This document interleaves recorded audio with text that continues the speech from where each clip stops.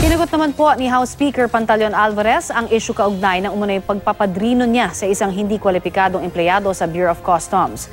Muli rin niyang binira ang Customs kaugnay ng paglusot sa kanila ng mahigit 6 na bilyong pisong halaga ng shabu mula sa China.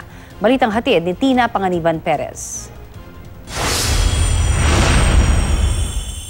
I am a soldier, and a soldier doesn't quit from his mission, but a soldier can be fired. So let the President fire me. Matapang ang sagot ni Customs Commissioner Nicanor Faeldon sa panawagan ng mga mambabatas na magbitiw siya sa pwesto.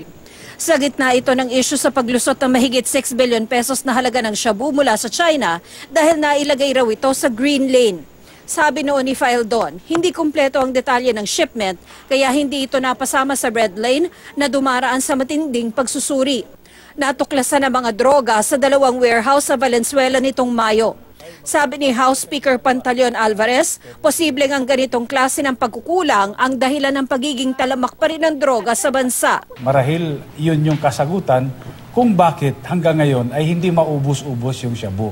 Sa tingin ko po ay pagkatapos po ng committee hearings namin na kung saan ay ma-establish na po yung facts at makapagbigay na ng rekomendasyon yung committee namin dito sa House of Representatives, pati po yung committee doon sa Senado, ay tingin ko naman ay bibigyang halaga ng ating Pangulo.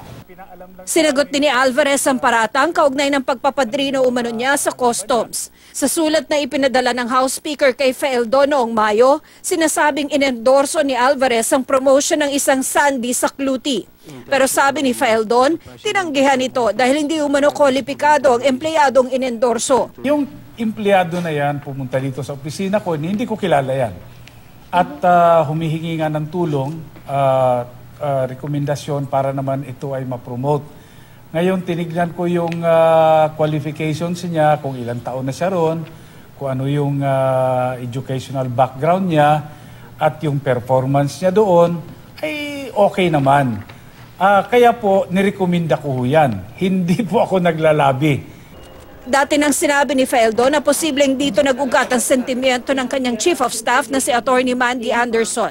Sa isang Facebook post, binatikos ni Anderson ang House Speaker. Suportado rin daw ni Alvarez sa mungkahing hindi dapat nagre-rekomenda ng posisyon ang matataas na opisyal ng gobyerno. Pero dapat daw matiyak na nasusunod ang batas sa civil service pagdating sa promotion ng mga government employee. Maghahain daw siya ng panukalang batas kaugnay nito. Sa pagbubukas sa ikalawang sesyon ng 17th Congress, isa rin sa mga isinulong na batas ni Alvarez ang legal dissolution of marriage.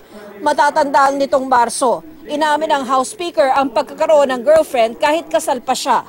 Matagal na raw silang hiwalay ng kanyang misis. Kamakailan, sinabi ng kanyang asawang si Emelita sa isang interview na payag siyang palayain si Alvarez sa kanilang kasal basta hindi ipapasa ang panukalang batas.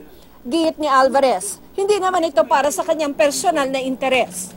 Ipinunto rin ng House Speaker ang kanyang pagiging miyembro umano ng isang tribo sa Mindanao na pinapayagan daw ang multiple marriages. Hindi po para sa akin ito. Gusto kong malinaw po yan.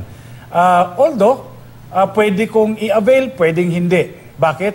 Dahil ako po ay membro ng isang tribo sa Mindanao na kung saan po ay po pwede yung multiple marriages. Ilan po ang marriages ngayon na nagdudusa dahil po hindi na talaga nagkakasundo yung dalawang parties.